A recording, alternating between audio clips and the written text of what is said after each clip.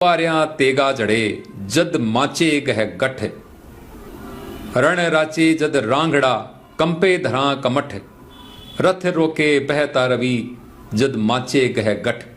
इसके अंदर भी कवि ने ये जो रांगड़ा शब्द जो है वो लिया है कि रण राचे जद रांगड़ा कंपे धरा कमठ, कि जब रांगड़ा जब रण रचता है या रांगड़ा जब युद्ध में अपना कौशल प्रदर्शित करता है, युद्ध में अपनी वीरता प्रदर्शित करता है, तो यहाँ की जो धरा है वो भी कंपायमान हो जाती है।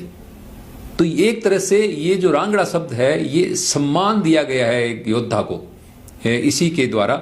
मैं बाद में ये बताऊंगा कि ये शब्द क्या है, इसका मतलब क्या है, ये भी मैं आगे इस वीडियो में बताऊंगा।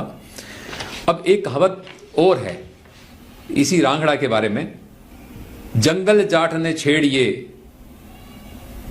हटा बिच किराड़, कि जाट को कभी भी जंगल में या खेत में नहीं छेड़ना चाहिए।